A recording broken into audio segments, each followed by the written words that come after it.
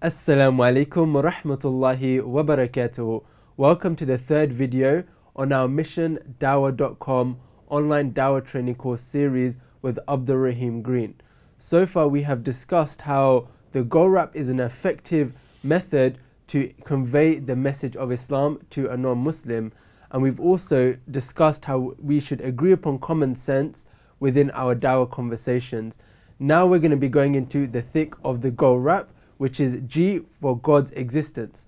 So Abdul Rahim, what are the reasons or what are the evidences to show that God exists? The two angles we can come at this from is, number one, the point of view of design. If we have an ordered universe, surely there must be something that ordered it, because that's our common human experience, where we see things working according to laws, according to patterns, according to systems. Our common sense, our common human experience tells us that's what's common sense. Reason tells us that something must have designed it, must have organized it. So it's perfectly rational, perfectly sensible to link the observation of design, the reality of order, with intelligence and power and will. Sure. So it doesn't prove as an argument that Allah, as we know Allah, exists, but what it indicates is an intelligent, wise, powerful being. Right. That's the first stage, because it's quite important in GORAP that we're taking people through stages. Sure. So in a sense, we're explaining to them, this is A, this is B, this is C. It doesn't prove that this letter, and this letter yet makes this sentence or this poem or this whatever. So what we're trying to make clear in their minds is that common human experience leads us to conclude that where we see things working according to laws and patterns, according to order, something has imposed laws, patterns, order upon it. What exactly it is, we're not defining at the beginning of the conversation. We just want agreement with them on that particular topic. Right. And the second is an argument based on causality. Sure. That everything that exists, everything that happens has a cause. So an example of that would be, you're walking along in the desert, you find a mobile phone lying there on the sand. Now, although around you in the desert you have the possibility, in terms of the basic minerals and the basic things that you need in order to make a mobile phone. So you have sand, from which glass and the silicon chip comes. You have plastic, you have oil, from which the plastic comes. You have traces of precious metals, which make the circuit board. Sure. You know, I mean, you have bits of twigs, and you know, even if it's the desert, you have some palm trees. I mean, the point being is that the basic minerals which make up a mobile phone, they are there, and some of them are there in plenitude. There's lots of oil, lots of sand, and you have the possibility of heat with the sun. You have wind. You have all the possibility of movement, heat, lightning, perhaps occasionally. Rain could fall. Maybe it's occasionally, but you get the concept. Potentially, we could talk about over billions and billions of years of all of these things shifting and moving, and you get a mobile phone forming out of random events. Right. We would say that's ridiculous. Yeah. And it is ridiculous, because the mobile phone is something that clearly is designed. Forget the fact that we know a human being, because this is a bit of a red herring that some people say, yeah, but we know a phone has been designed. We know it's been made. That's a red herring. The point is that design is apparent in it, because there's certain things that need to come together in order for something to be designed, as opposed to stuff just lying around randomly. Yeah. We know the difference between something that is relatively random and something that is purposefully designed. And this displays the characteristics of something that is purposely designed. We could come across an object that we have no previous experience of. It's not something theoretically that is not a mobile phone. Maybe it's something designed by an alien, but still we would recognize the components of design in it. Yeah. Even though it's not something we've got previous experience of. So the argument that, oh yeah, but that's just what we've got experience of. No, we'd still apply this to different places we went, different things we could potentially see. So that's the point. It's a very simple, very logical, very rational, something that appeals to it appeals to everybody, even the atheist. Really cannot bring a convincing argument. I guess it's so powerful and it's so basic. And the point here is to show that we have really good rational reasons to believe that the universe has a creator, because the design in the universe is apparent everywhere. We look at the alternation of the night and the day, we look at the different composition of gases, we look at many different things. Water, how amazing it is that water, when it is in its solid state, i.e. it's ice, it floats, it doesn't sink, because if water, when it was solid, i.e. when it was ice, sunk, then life would not exist. If well, it probably definitely wouldn't exist on it. It might do, but it's unlikely. The composition of gases in the atmosphere just happen to be the right for life to exist. We happen to have this gas, the ozone, that filters out the harmful effects of the sun's radiation. We happen to be just at a distance from the sun that allows light. We happen to rotate on our axis on this earth at just the right speed. Amazingly, we happen to have another planet near us that actually diverts, its gravitational force diverts meteors from space so that it doesn't bombard the earth. I mean, what you find is the more you look, the more you see this incredible precision that exists within our solar system. And then you can explore even further into the very forces which make the universe what it is. Gravity, the strong and the weak nuclear force, they all are in such a precisely, finely tuned way that if it was different by a small degree, the universe as we know it would not exist. Even the universe after the Big Bang would have exploded so quickly and so fast, everything would have dissipated.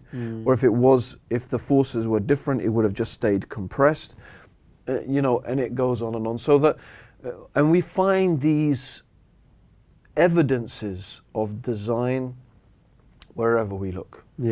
And the logical, rational conclusion to come to is that there is a designer. And if there is a designer, it must be that it must be powerful, and it must be very wise, very intelligent and powerful. These are simple things we can conclude by looking at the world around us, the universe around us. So basically you're saying that when we observe something, for example, like a mobile phone, we know there's an intelligence behind it because it's ordered, it has pattern systems, processes working in harmony. And when we look at our creation, we see the same things. Exactly. So that indicates that there's an intelligent designer that put us into existence. Absolutely. So what is the second argument that we know that God exists? The second argument is very simple. Everything that begins to exist has a cause. The universe began to exist, therefore it must have a cause.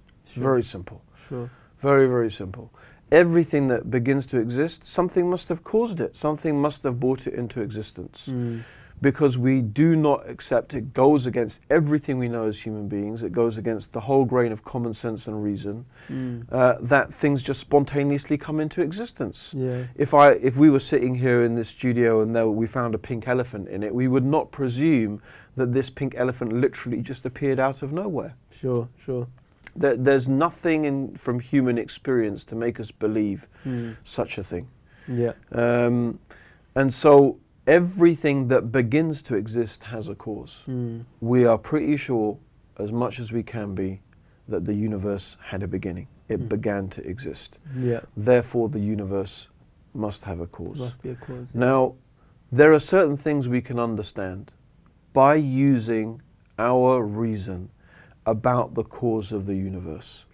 And one of those things we can conclude reasonably is that the cause of the universe, the nature of the cause of the universe, must be different from the universe. Yeah. It must be different.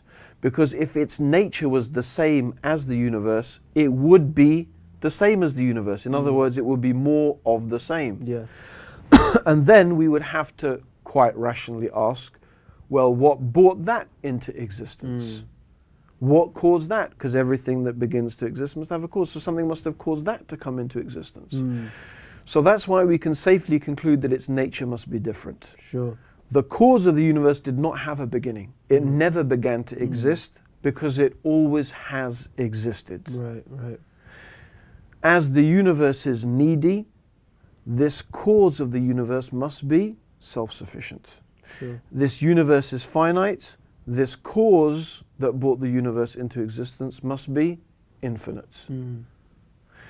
So it's very easy to conclude that the cause of the universe that must necessarily be there must be this cause for a finite, limited universe, should be infinite, self-sufficient, unconfined by space and time, which just happen to be some of the attributes of the Creator. Sure. So actually bringing these two arguments together, the design argument and the argument of causality, we can rationally conclude, and I would argue that it is the most rational conclusion we can make about this universe. Sure. Everything else just sounds just crazy. It just doesn't, it's really in fairy tale land. That there is a being that is infinite, that is self-sufficient, that is free of space and time, that is intelligent, that has will, and that has power. And we could only rationally conceive of one such being. There couldn't be two infinite, self-sufficient, omniscient beings. There can't be two. There can only be one. If there was two, one would necessarily have to restrict the power and the ability of the other. So it's not difficult to see how, using reason, we can come to believe in one eternal, self-sufficient being, creator, that is free from space and time, that is unique, that is one. It's a very, very rational conclusion to come to. And that's what most people call God, the God. Yeah. So it's using common sense and reason, it's very easy to see how we necessarily must really believe that there is a creator of this universe. Sure.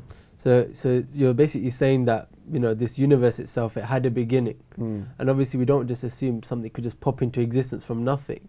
So we would never assume that with our universe, it must have had a creator behind it.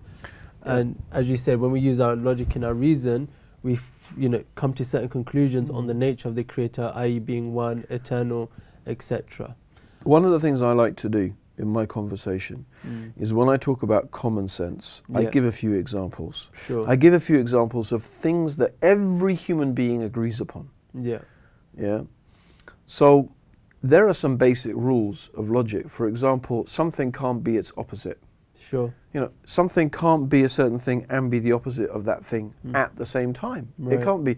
The circle, you can't have a circle being a square, but it still is a circle. Sure. Maybe you can conceive of forcing the line of the circle to make it a square, but it stops being a circle. Sure. It can't be a circle and a square at the same time. It's basic rules of reasoning.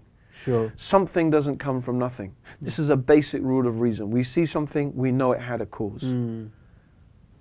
This is a basic rule of reason. If we human beings agreed that something could come from nothing, imagine what that would lead to.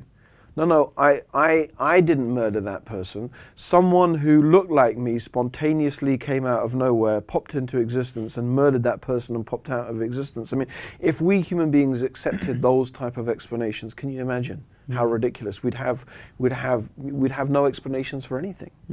Even scientists who, atheist scientists, because it's not